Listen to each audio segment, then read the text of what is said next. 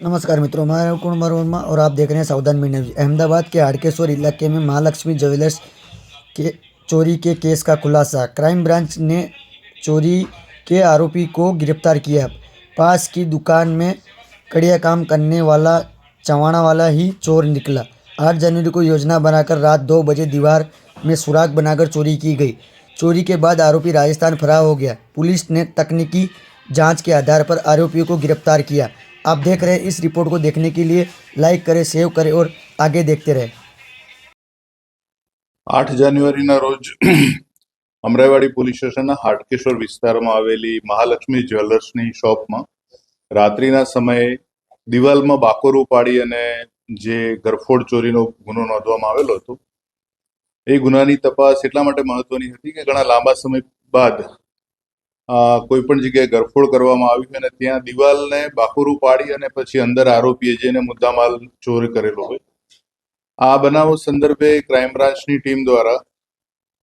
બનાવ સ્થળની મુલાકાત લઈ અને આખી જે પદ્ધતિ છે એનો અભ્યાસ કર્યો હતો કે આ જે જાહેરમાં ખુલ્લા પ્લોટના પડખે જે દિવાલ આવેલી છે, જે દુકાન જે જગ્યાએ લોકેટેડ છે, ત્યાં એક તરફ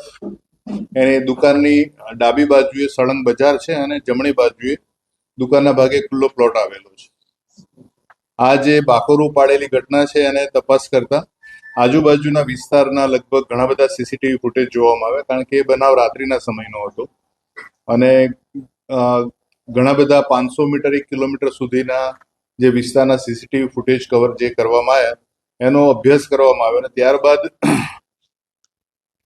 એક નિષ્કર્ષ એવો આવ્યો કે આ જે બાકોરું પાડ્યું છે ને જે પ્રકારે બાકોરું તોડવામાં આવે, એટલે દિવાલ તોડવામાં આવી છે અંદર પ્રવેશવા માટે, એ કોઈ કડિયાકામ સાથે સંકળાયેલ વ્યક્તિ જ આટલું સરળતાથી આ દિવાલને પાડી શકે। જેથી એ વિસ્તારમાં જે જામફળવાડી છે એ વિસ્તારમાં ઘણા બધા જે સોર્સિસ મારફતે માહિતી કે ત્યાં કડિયાકામ કરનારા લોકો વધારે રહે છે, એટલે ઉદ્દેશને ખુલ્લો પાડ્યા વગર લગભગ 1 અઠવાડિયાથી વધુ સમય દરમિયાન ત્યાં રહેતા લોકોની માહિતી એકત્રિત કરવામાં આવી અને એમાં ખબર પડી કે એક જે કડિયા કામનાર વ્યક્તિ છે એ આ બનાવ બાદ ત્યાં રહેતો નથી, એની ઓરડી બંધ છે, એટલે એના ઉપર ધ્યાન કેન્દ્રિત કરવામાં આવ્યું અને જ્યારે ખબર પડી કે આ વ્યક્તિ ખુદ રાજસ્થાનના બાંસવાડા જિલ્લાનો છે અને એ જ્યારે પરત આવે ત્યારે જ એની પૂછપરછ કરવી શક્ય બને એમ હતી, એટલે રાહ જોઈ એમાં ગઈકાલે જ્યારે વ્યક્તિ પરત આવ્યો ત્યારે એને પૂછપરછ માટે લઈ આવવામાં આવ્યા અને એને પાસેથી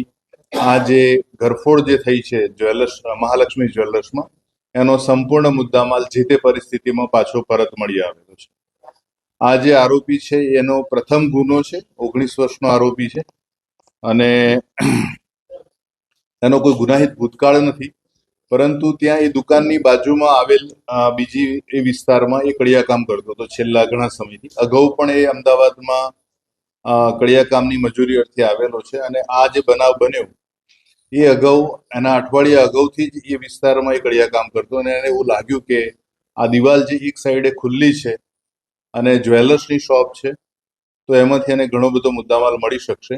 અને એણે રાત્રિના સમયે જ્યારે તમામ પ્રકારના બજારો બંધ થઈ જાય, લોકોની અવર જવર બંધ થઈ જાય, એ અરસામાં લગભગ 2 વાગે રાત્રિના 2 વાગ્યાના અરસામાં આ દિવાલમાં બાકોરું પાડી અને એણે આ ઘરફોડ ચોરી કરેલી છે અને હાલ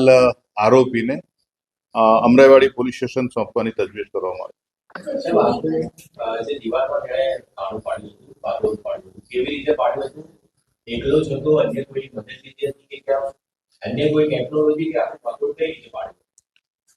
મેં જેમ અગાઉ કીધું એમ એ કડિયા કામ કરે છે અને કડિયા કામનું રોજિંદુ જે ડેઈલી કામ કરતા હોય છે એ લોકોને ચણવાની સાથે તોડવાની પણ એમનો અનુભવ હોય છે અને એણે ધીરે ધીરે આ જે એની પાસેથી જે કડિયા કામના ઓજાર હતા એનાથી જે બાકોરું પાડેલું છે।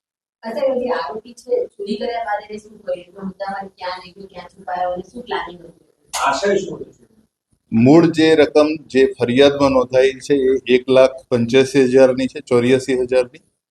આરોપી પાસેથી મુદ્દામાલ મળી આવ્યો છે એ 1,75,000નો છે। ફરિયાદીને આ બાબતે પ્રાથમિક પૂછપરછ કરી ત્યારે એણે જણાવ્યું કે ફરિયાદ થઈ જ્યારે બનાવ બન્યો અને સવારે જ્યારે મેં ફરિયાદ નોંધાવી ત્યારે કેટલીક વસ્તુઓ ત્યાં નહોતી જે મારા ઘરેથી મળી છે, કારણ કે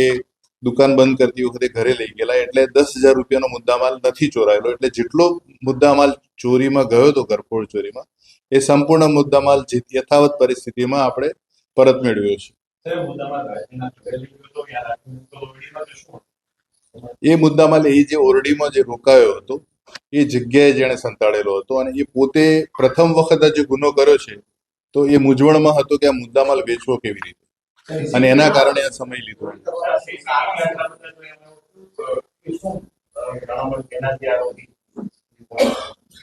કોઈ પણ બનાવના જ્યારે સીસીટીવી ફૂટેજ જોવામાં આવે છે એ અનુભવ આધારે અને એ જે તે બનાવના સંભવિત સમયો, એ જે સમય છે એ સમય દરમિયાન પણ એક અવલોકન દરમિયાન જે પણ વસ્તુઓ દેખાતી હોય છે એના ઉપરથી નક્કી કરવામાં આવતું હોય છે કે આમાં શંકાસ્પદ વ્યક્તિ કોણ હોઈ શકે.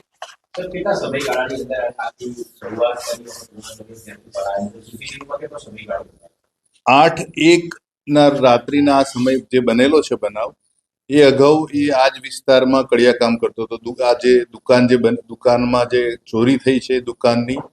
થોડાક દૂર અંતરે એ કામ કરતો હતો, અને એણે ત્યાં જે વખતે નક્કી કર્યું હતું કે આ દુકાનમાં ચોરી કરશે, અને એ રાત્રિના એણે આ બધું જ કામ માત્ર અડધા-પોણા કલાકમાં પૂરું કર્યું.